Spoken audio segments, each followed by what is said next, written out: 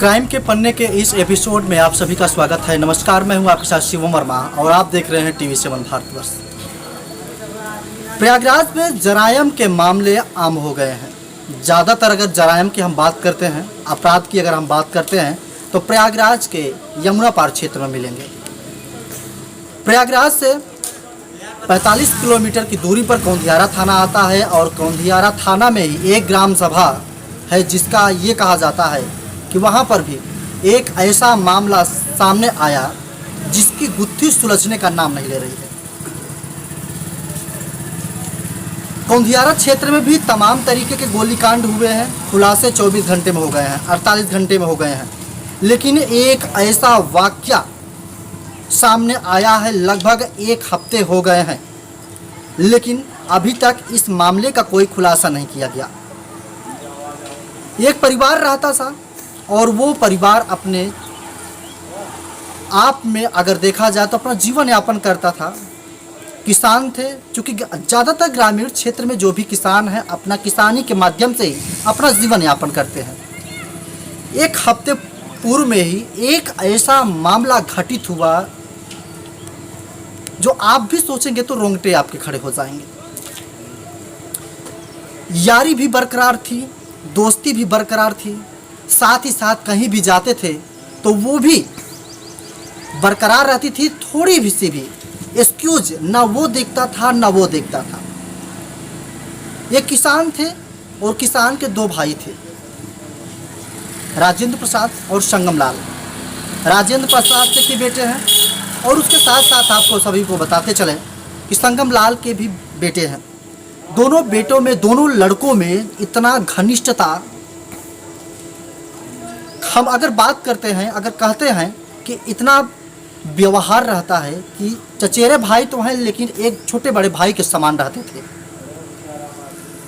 रोजाना की प्रक्रिया की तरह वो लगातार जो है साथ में रहते थे। कहीं जाना भी होता था तो साथ में ही जाते थे। वो खाना भी अगर होता था तो साथ में भी खाना वो खाते थे। जहाँ लेटते थे वो लोग साथ में ही लेटते थे। रात बीतती है। रात बीतने के बाद जब सुबह होता है, लोग शौच के लिए जाते हैं, तो भरहरा ग्राम सभा से लगभग 1 किलोमीटर की दूरी पर नहर के बगल में पुआल रखा हुआ था और वहां पर उन दोनों युवकों का शव बरामद होता है। अब यहीं से सवाल खड़े होते हैं कि जो 24 घंटे एक साथ रहते हैं, 24 घंटे कहीं अगर वो छूट जाता था या कहीं अगर वो चला जाता था तो एक दूसरे के सिवा रह नहीं पाता था। दोनों का शव, और वो भी संदिग्ध परिस्थितियों में, मिली तो मिली कैसे? यहीं से सवाल खड़े होने लगे। उसी के साथ साथ जांच पड़ताल के लिए लोग गए, लोगों ने बात भी किया। लोग आस पड़ोस के गांव जो है क्षेत्र में सन्नाटा पसर गया। लोग इकट्ठा हो गए और इकट्ठा होने के बाद ये जानकारी जुटाने में लग गए आखिर ये दोनों बच्चों की, दोनों लड़कों की जो है ये संदिग्ध परिस्थितियों में मौत हुई तो हुई कैसे। लगभग एक हफ्ते हो गए हैं और इस गुत्थी को सुलझाने में कई विभाग की टीम लगी हुई है।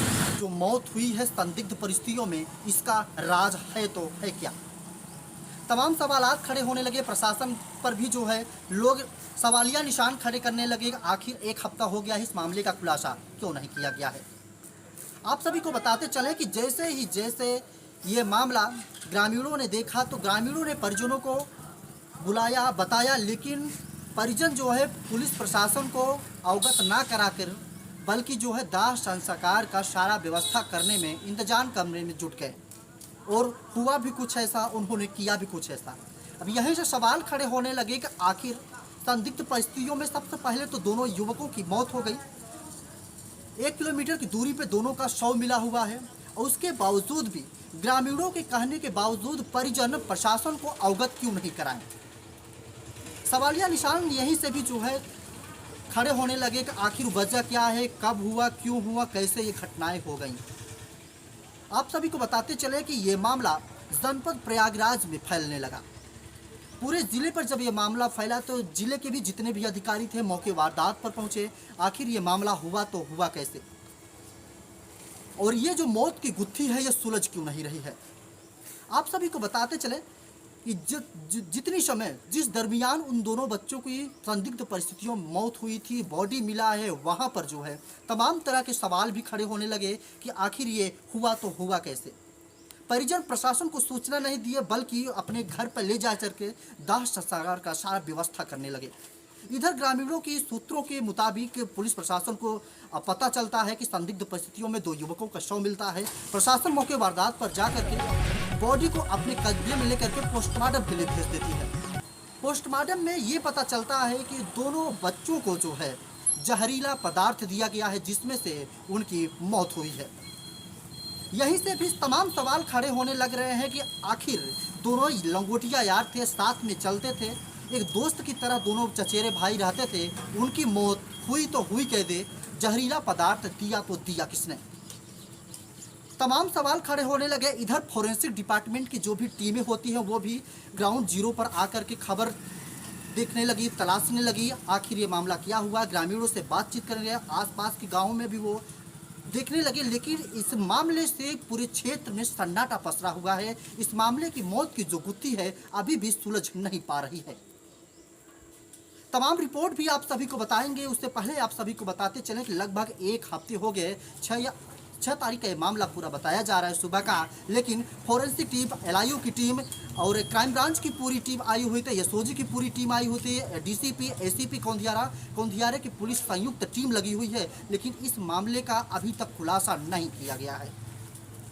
चूँकि थाना प्रभारी से बात किया जाता है, हल्का दरोगा से बात किया जाता है तो उनके द्वारा केवल एक ही जवाब आता है, पता नहीं कैसे ये मामला हो गया है। इस मामले की गुत्थी जो है खुल नहीं रही है और इस मामले का अभी तक खुलासा नहीं किया जा रहा है। सवाल तमाम तरीके के इस पे उठते हैं कि वहाँ पर जब संदिग्ध परिस्थितियों में जब मौत हुई थी तो दोनों लड़कों ने वहाँ पर वोमिटिंग किया था, यानी कि उल्टी भी वहीं पर हुआ था, और वहाँ पर जो है खाने के साथ साथ कुछ जहरीली पदार्थ की नशीली जो दवाएं होती हैं वो भी वोमिटिंग के लिए भेजा गया, तो उसमें वो सारी चीज़ें भी मिली हुई हैं। राजेंद्र का लड़का जो बताया जा रहा है और उसके बाद फिर संगमलाल का जो लड़का बताया जा रहा है, दोनों में एक ऐसा याराना था, एक ऐसी दोस्ती रहती थी कि कोई जो है ये समझ नहीं पाता था कि ये क्या करते हैं, कहाँ रहते हैं, कैसे जाते हैं। सूत्रों के मुताबिक राजेंद्र, संगमलाल दोनों भाई हैं। राजेंद्र का लड़का जो है संदीप के यहाँ अक्सर आता जाता है, और राजेंद्र लोग जब कहते हैं कि चूँकि गरीब परिवार से हो, क्यों उनके घर में जाते हो, तो राजेंद्र का लड़का सीधे अपने परिजनों से जवाब देता है कि पीठ दुखती है, दर्द करता है, इसीलिए चारपाई पर लेटने का मन नहीं होता है। और बड़े पिताजी के यहाँ यानी कि संगमलाल के यहाँ वहाँ पर तख्त रखा हुआ है और 2 महीने से लगातार शाम को जा कर के वहीं पर वो लड़का सोता था। यहाँ से भी तमाम सवालात खड़े होते हैं कि आखिर क्यों, क्या वजह थी, क्या ऐसा कोई घरेलू संबंध जो है ऐसा आया जो प्रशासन को और मीडिया वालों को बताया नहीं जा रहा है, जो इस मामले को जो है खुलासा हो सकता है। लेकिन अभी तक इस मामले का ऐसा कोई पुख्ता प्रमाण नहीं मिल रहा है। और आप सभी को ये भी बता दें कि इस मामले को लगभग 1 हफ्ते से ज़्यादा हो गए हैं, लेकिन प्रशासन के द्वारा इस मामले का अभी तक खुलासा नहीं किया है। अब देखना यह है कि प्रशासन के द्वारा इस मामले को कब तक खुलासा करती है। क्राइम एपिसोड के साथ शिवम वर्मा, TV7 भारतवर्ष, प्रयागराज।